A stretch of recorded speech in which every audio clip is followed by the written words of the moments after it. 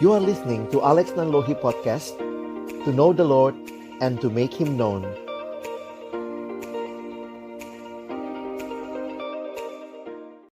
Mari sama-sama kita berdoa sebelum kita membaca merenungkan firman Tuhan.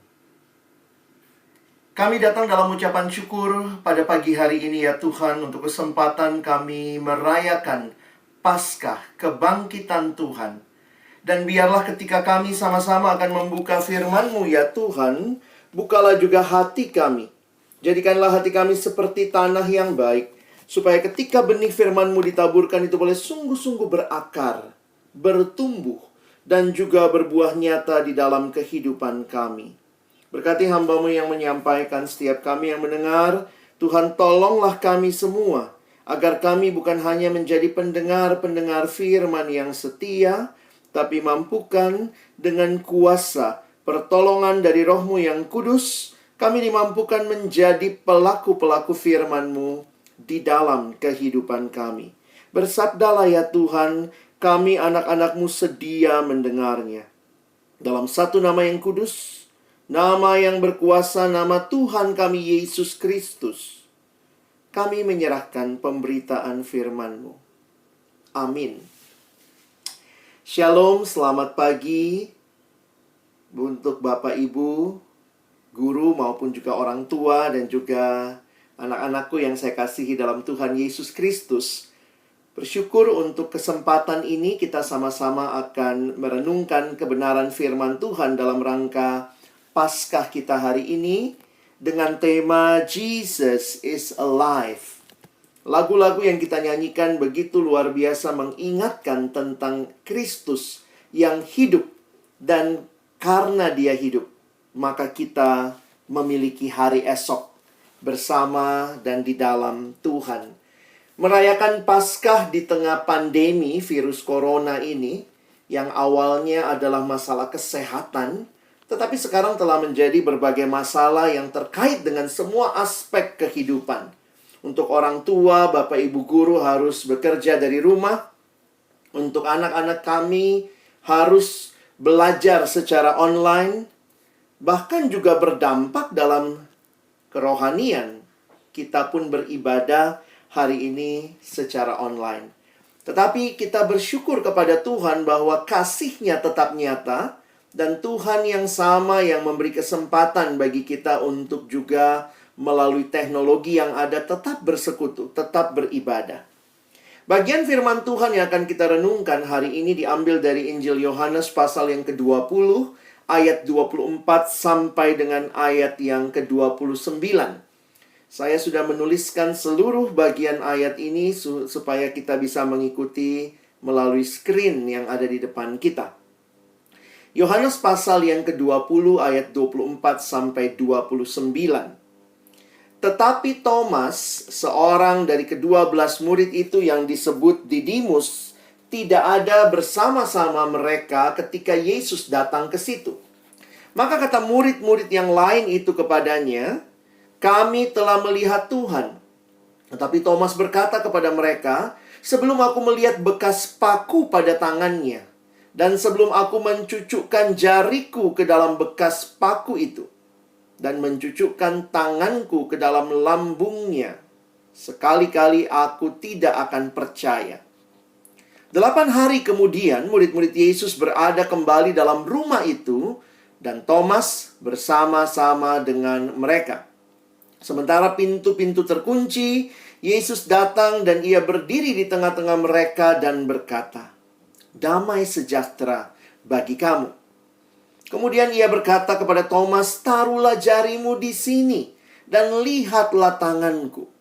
Ulurkanlah tanganmu dan cucukkan ke dalam lambungku, dan jangan engkau tidak percaya lagi, melainkan percayalah." Thomas menjawab dia, "Ya Tuhanku dan Allahku." Kata Yesus kepadanya, "Karena engkau telah melihat aku, maka engkau percaya. Berbahagialah mereka yang tidak melihat, namun percaya." Bapak, Ibu, Saudara, dan anak-anak yang dikasihi dalam Tuhan Yesus Kristus, berita kebangkitan Kristus menjadi berita yang luar biasa tentunya. Tetapi bagi para murid pada waktu itu, ini juga berita yang sulit untuk mereka percaya. Kalau ada koran zaman itu, udah ini beritanya ya. Jesus lives. Dan kemudian kita melihat ada saksi-saksi mata yang melihat kebangkitannya atau melihat dia yang bangkit. Pertama-tama memang para perempuan. Dan ini yang ditulis di dalam kitab Injil. Lalu murid-muridnya. Tetapi waktu itulah kita melihat juga bagaimana berita ini tentunya masih menjadi berita yang mungkin diragukan oleh banyak orang pada waktu itu. Kalimat malaikat yang mengatakan, "Mengapa kamu mencari dia yang hidup di antara orang mati? Ia tidak ada di sini. Ia telah bangkit." Ini mau menunjukkan bahwa Yesus sungguh-sungguh hidup. Dan kalau demikian, kita melihat ada hal yang sungguh luar biasa yang Yesus bawa di dalam karyanya bagi kita. Yesus mati agar kita beroleh hidup. Nah, di mana Thomas? Kita tidak tahu ketika Yesus pertama kali menampakkan diri kepada murid-muridnya. Tetapi yang kita tahu, Thomas tidak ada di situ. Dan kemudian ketika murid-murid yang lain cerita, "Thomas, kami telah melihat Tuhan." Dia tidak percaya. Lukisan Doubting Thomas, salah satu lukisan yang juga cukup sering ditampilkan ya, berkaitan dengan Thomas. Mungkin kalau kita ingat Thomas, langsung kita bayangkan, oh, Doubting Thomas, ya. Maka murid-murid yang lain berkata, ya, "Kami telah melihat Tuhan." Tapi Thomas, "Sebelum aku melihat bekas paku pada tangannya, sebelum aku mencucukkan jariku ke dalam bekas pakunya, dan mencucukkan tanganku ke dalam lambungnya, sekali-kali aku tidak akan percaya." Bapak, Ibu, Saudara, dan juga anak-anak yang saya kasihi dalam Tuhan Yesus Kristus. Tapi perhatikan satu hal yang luar biasa ketika merenungkan bagian ini. Please keep in your mind, Jesus, He is so patient with Thomas. Yesus begitu sabar menjawab keraguan Thomas. Dan saya pikir inilah juga yang boleh kita ingat dan kita yakini dalam hidup kita, bahwa Tuhan sabar dan peduli dengan apa yang jadi pergumulan kita. Seringkali memang hidup tidak selamanya kita di dalam situasi yang percaya. Kadang kita juga tidak lebih baik dari Thomas. Dan kalau lihat Thomas, kita bilang, "Wah, Thomas sih kayak begitu. Kalau aku, wah, nggak begitu." Tetapi ada saat-saat dalam kehidupan di mana mungkin kita juga seperti Thomas, atau bahkan lebih jelek lagi dari Thomas. Apa yang terjadi kemudian? Yesus sabar menjawab keraguan Thomas. Kemudian ia berkata kepada Thomas, "Taruhlah jarimu di sini."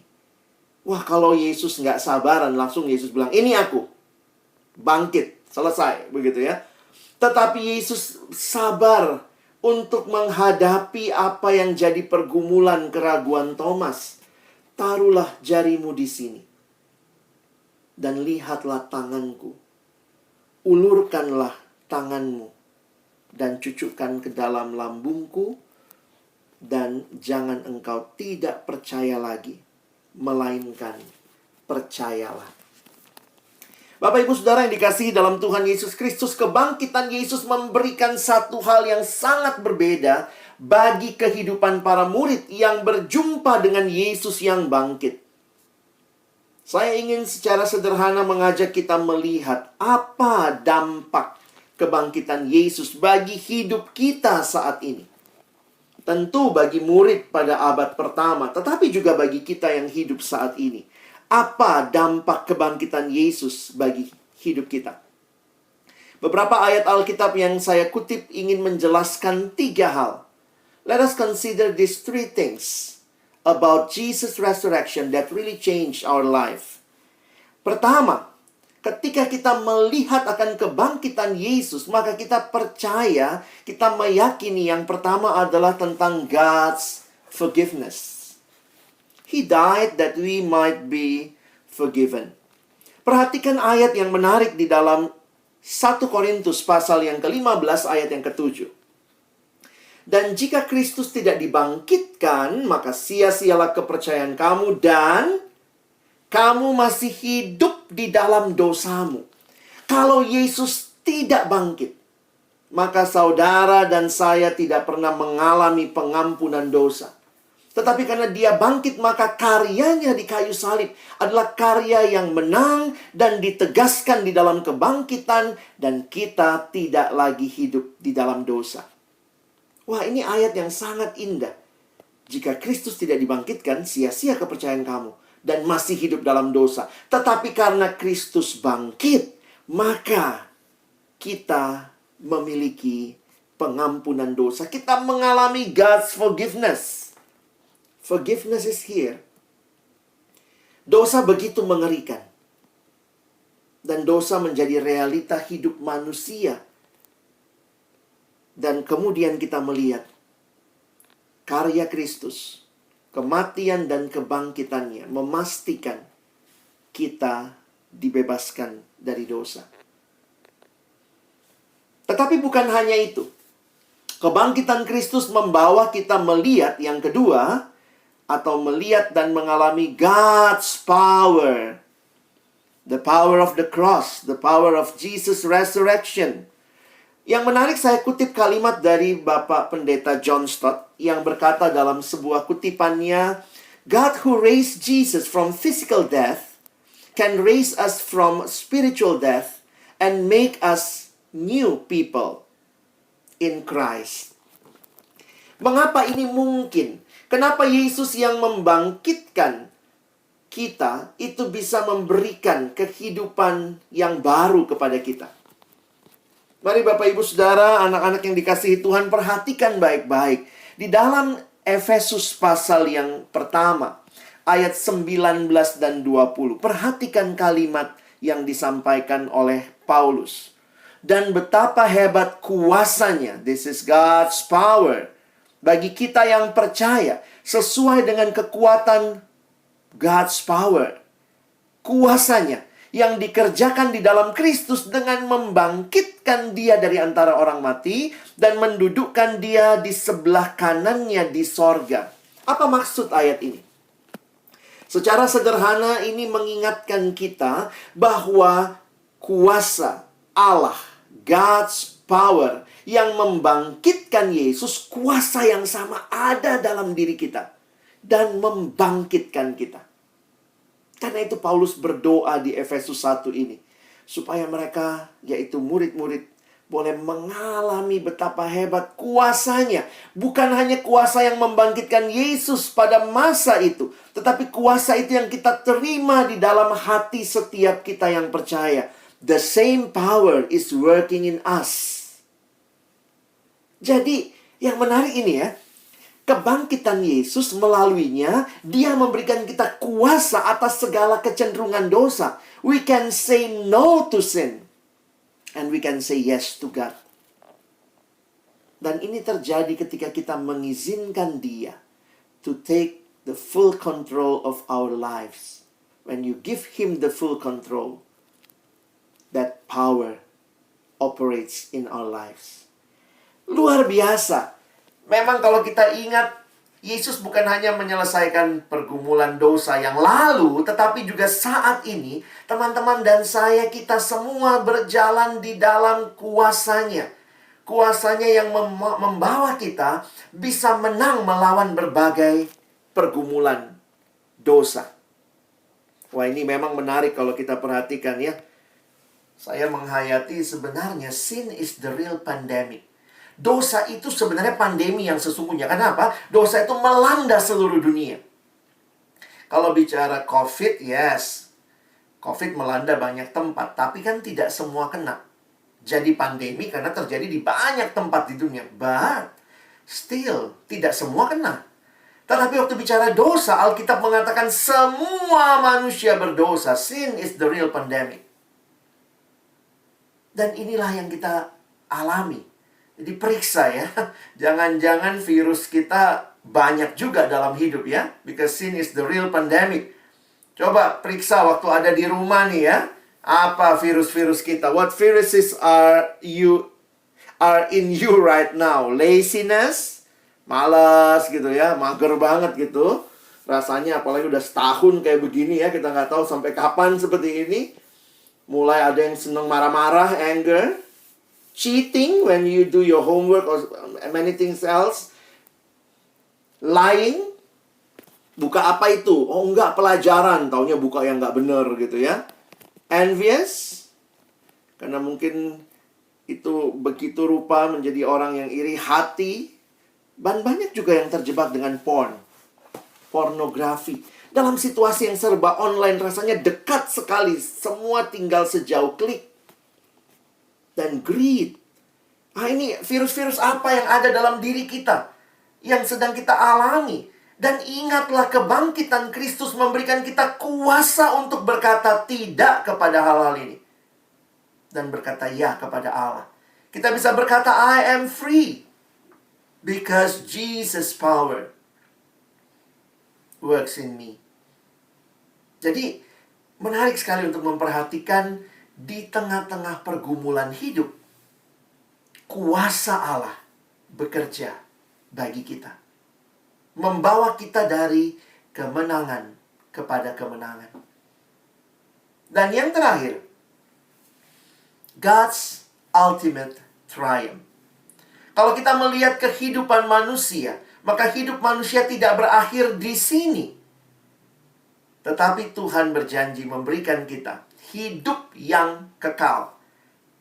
God's ultimate triumph, bahwa akhir kisah kehidupan kita adalah kita akan bersama dengan Allah selama-lamanya.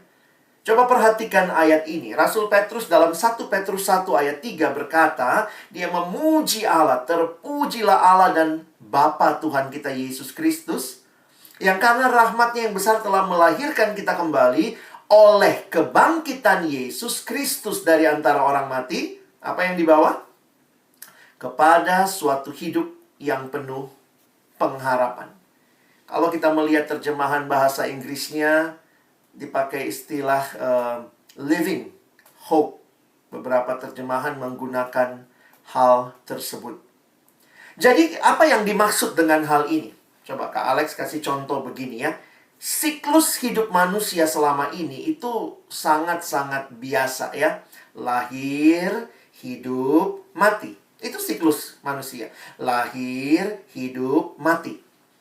Tetapi ketika Kristus bangkit, dan buat kita yang percaya kepadanya, kita pun mengalami kehidupan yang baru karena kebangkitan Yesus, maka kita tidak berakhir di kematian. Ketika engkau dan saya hanya hidup dalam dosa, akhirnya maut, mati, kekal. Tetapi ketika kita percaya pada Kristus, maka kita tidak berakhir. Our story is not end with eternal death. Tetapi apa? Lahir, hidup, mati, bangkit. Yesus bangkit. Dan kebangkitannya memberikan kepada kita kehidupan yang penuh pengharapan. We have a living hope because we have a living Savior. Wah, ini satu hal yang sungguh luar biasa. Kalau kita gabungkan 3 kebenaran ini, perhatikan apa yang menjadi dampak kebangkitan Kristus bagi hidup kita. Kebangkitan Yesus saya tuliskan menjamin hidup orang percaya. Pertama apa? Kalau kita bikin timeline seperti ini, dari ayat-ayat yang kita pelajari, pertama, in the past, we experience God's forgiveness. Tapi bukan hanya past, but present. We also experience God's power. And for our future, we experience hope in God. Jadi kebangkitan Yesus menjamin hidup kita secara utuh. Dan kalau demikian, masa lalu kita dibebaskan dari dosa, diampuni. Masa sekarang diberikan kuasa menghadapi pergumulan hidup. Masa depan kita dipastikan akan menikmati hidup bersama Allah selama-lamanya. That is why we sing. Because He lives, I can face tomorrow, and even today, and even my past. I can face my past. Ketika dosa berkata, kau masih hidup dalam dosa. No, saya percaya pada Yesus. Kematiannya membebaskan saya. Karena itu sebuah lagu yang juga sering kali dinyanyikan pada waktu Paskah. He lives, Christ Jesus lives today. He walks with me and talks with me. A long life, narrow way. Kalau Tuhan kita itu Tuhan yang mati, Dia tidak bisa menyertai kita. Karena Dia masih ada di kubur. Tetapi perhatikan. Karena kuburnya kosong, hati kita terisi. Dan Dia menyertai kita. Semua pendiri agama masih ada di kubur mereka. Mereka bukan juru selamat. Mereka tidak hidup. Mereka mati. Tetapi karena Yesus bangkit, Dia hidup. Dia menyertai perjalanan kita. Thank you buat sharing yang kita dengar di awal tadi. Kenapa engkau bisa berdoa? Kalau Tuhan mati, ngapain berdoa? Kita bisa bercakap-cakap dengan Dia. Kita bisa say, Tuhan pimpin aku. Tuhan, saya sedang mau menjalani kehidupan ini. Dan Allah yang hidup itu bukan Allah yang mati. Dia Allah yang mendengar. Dia Allah yang mengerti, memahami pergumulan kita because He lives. Waktu engkau punya pergumulan, anytime you can come to Jesus. You don't need to wake Him up. He's not sleeping. Or you no need to wait until He awake gitu ya, atau resurrected. Tapi Dia hidup. Dan itu terjadi karena itu. Engkau dan saya punya harapan untuk hidup. Mari kita nikmati kebenaran ini. Jesus is alive. Dan apa yang harusnya jadi respon kita? Kadang-kadang kita kalau ingat cerita Doubting Thomas, kadang-kadang itulah ya. Orang kadang-kadang suka lupa, harusnya kita perhatikan the whole life, not only one part of his life. Because at the end of this chapter in the Bible, kita bukan hanya bertemu dengan Doubting Thomas, but please keep in your mind, he is believing Thomas. Ketika dia lihat semua itu, kesabaran Yesus menuntun Thomas. Maka Thomas menjawab Dia, ya Tuhanku dan Allahku. Jangan cuma ingat he is doubting Thomas ya. If you know the end of the story, he is a believing Thomas. Dan dia percaya. Dia bisa meyakini bahwa inilah Tuhan Allahku. Dia hidup, Dia menyertaiku. Dan Dia berjalan bersama aku. Sejarah gereja mencatat, this doubting Thomas, quote unquote, justru dipakai Tuhan. Dia jadi rasul yang memberitakan Injil sampai mati martir di India. He is not doubting Thomas anymore. He is believing Thomas that surrendered his whole life to Jesus, his Lord and God. My Lord, my God. Teman-teman, jangan berhenti dengan keraguan. That is not the end of our story. Tapi ingatlah untuk percaya pada Yesus yang bangkit itu. Karena itu bagaimana dengan kita? Dan ini yang indah Yesus katakan buat kita semua. Kata Yesus kepada Thomas tentunya ya. Karena engkau telah melihat aku, maka engkau percaya. Nah, ini kalimat yang indah bagi kita. Berbahagialah mereka yang tidak melihat, namun percaya. Kita tidak melihat Yesus langsung, tetapi kita menerima kesaksian. Dan di dalam proses pengadilan, saksi cukup dua untuk menyatakan kebenarannya. Pertama, kita punya Roh Kudus yang diam di dalam kita, roh yang bersaksi bahwa Yesus hidup. Dan Dia menyertai kita. Dan kita punya kitab suci yang ditulis oleh rasul-rasul, ditulis oleh nabi-nabi. Ini menjadi kesaksian. We have, ya paling tidak ada 3 ya. Roh Kudus, perjanjian lama, perjanjian baru. Kita tidak lihat, tapi kita percaya karena kita menerima kesaksian Allah. Karena itu kalau engkau percaya Dia hidup, jalanlah bersama dengan Dia.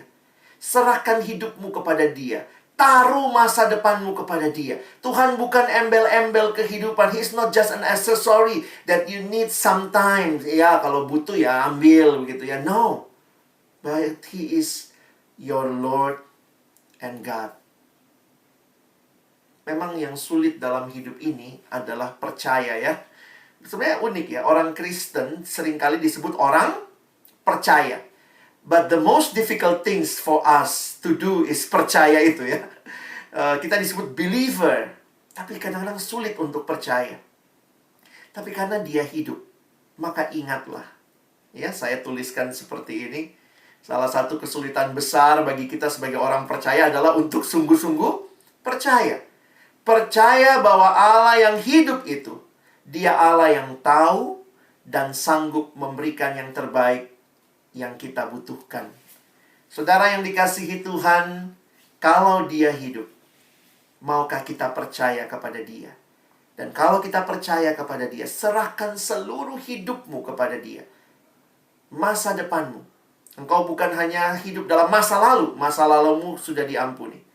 Kau tidak hidup juga dalam kekalahan masa sekarang, karena God's power diberikan. Dan kamu selalu punya hari depan, karena God's hope is already given through Jesus' resurrection. Selamat Paskah. He is alive today. Percaya di dalam hatimu. Mari kita berdoa. Tuhan, terima kasih untuk Engkau yang bangkit dan hidup. Dan itulah yang memberikan kepastian akan seluruh hidup kami, masa lalu kami, masa kini, dan masa depan. Dan kami mau membawa terus kehidupan-Mu itu di dalam dan melalui hidup kami. Kami tidak lagi mau hidup di dalam dosa. Kami mau hidup bagi Allah. Kami mau bangkit dan memberikan seluruh hidup kami kepada Tuhan yang telah memberikan seluruh hidupnya bagi kami. Kami mau menjalani hari-hari kami ke depan. Bukan berjalan sendiri, tetapi berjalan bersama Tuhan yang hidup, yang menyertai kami. Kami bisa berdoa kepadamu, karena Engkau hidup, Engkau mendengar kami. Kami bisa berseru kepadamu, Tuhan. Kami bisa menyampaikan keluh kesah kami kepadamu. Kami juga bisa bersyukur kepadamu. Kami bisa memohon kepadamu, Tuhan. Dan itulah keindahan kehidupan kami. Orang-orang percaya. Karena kami percaya bukan kepada Allah yang mati, tetapi kepada Allah, Tuhan yang hidup dan yang bangkit dan menang. Terima kasih. Tolong kami bukan hanya merayakan Paskah, tetapi mengalami Paskah dan menjalani hidup berkemenangan bersama dengan Tuhan. Kami bersyukur, dalam nama Yesus kami berdoa. Amin.